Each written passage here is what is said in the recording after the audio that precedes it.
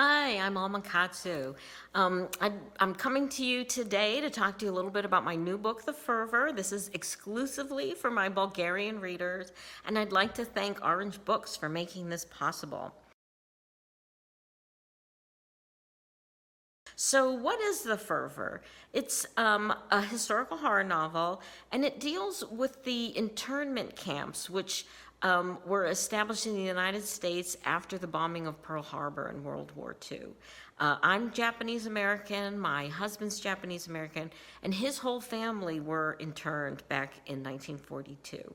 And so in some ways it's a really personal story for me, but it's also a work of fiction. And so what I do is I talk about the internment and show it from the perspective of the people who were in the camps, as well as some Americans on the outside, but really try to examine it and look at what were the things that made it possible to happen, for it to happen back then, because unfortunately we're seeing some of the same things happening in America today. And so I thought there was a utility in sort of showing how what happens in the past, isn't always buried in the past.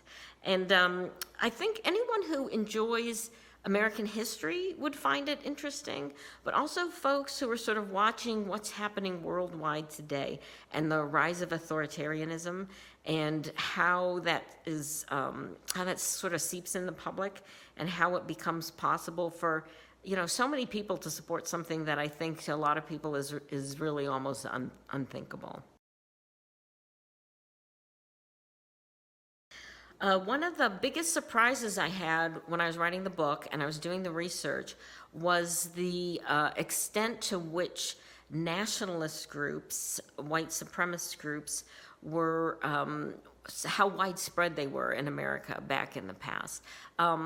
Some of you guys may know I was an intelligence analyst. That was my profession for a long time. And I watched societal unrest in a lot of countries in the 1990s and the early 2000s. And so I understood these patterns, what happens in other countries when these nationalist groups start to rise up. And, we see a definite pattern of behavior over and over again. And so it was very alarming to me, it's been alarming to me to see the same thing happening here in America. So what surprised me, though, was the extent to which this existed in the past and really existed throughout the history of my country, and how widespread it was, particularly on the West Coast. That part of it was really a surprise to me. The only reason the internment camps were that there was the widespread popular support for it, which allowed for that to happen, was because there had been decades of systemic racism in the West Coast, various nationalist groups that campaigned against Chinese immigrants and then Japanese immigrants. Very sad history, and like I said, unfortunately not exactly just relegated to the past, given the events of the present day.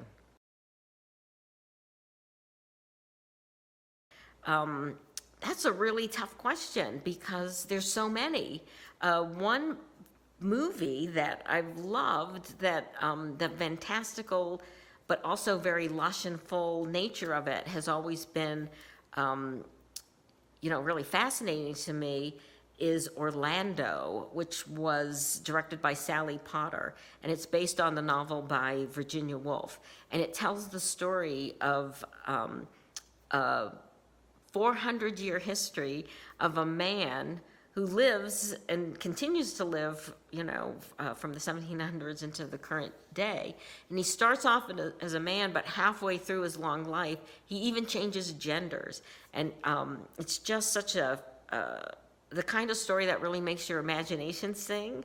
And it was so beautifully filmed by Sally Potter. It's just, if you haven't seen that movie, I really highly suggest that you read it.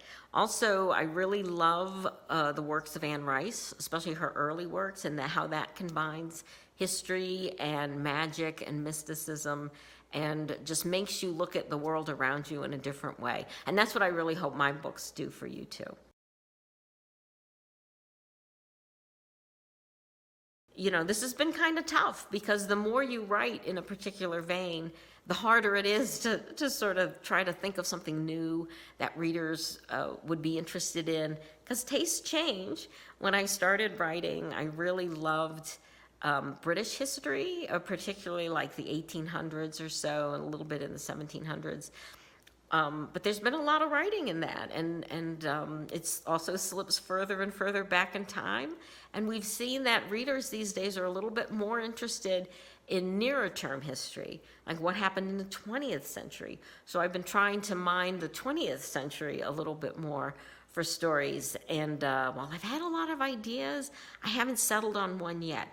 So stay tuned. Hopefully we'll have some news for you there. I do have a short story that's coming out on Kindle. It's part of the Amazon original story line, and it actually has to do with World War II, the waning days of World War II, and what happened in Germany, and looks at the Nazi obsession with magical thinking, and how much they looked to folk tales to help their national identity. And the story is called The Werewolf, Wehrwolf. But what it's really about is about the dangers of militias, which is something that my country is just starting to wake up to, I hope. Thank you very much for your interest in the fervor and in all my books. I hope you enjoy it. Like I said, it's a story that's really probably closer to my heart because, the internment, Japanese internment in America is a very, very complex and nuanced issue with a lot of aspects to it that are not well known. But I think after reading this book, you'll walk away with a much more fulsome appreciation of what that meant and should mean for America and hopefully beyond our shores. Thank you very much, and thank you, Orange Books.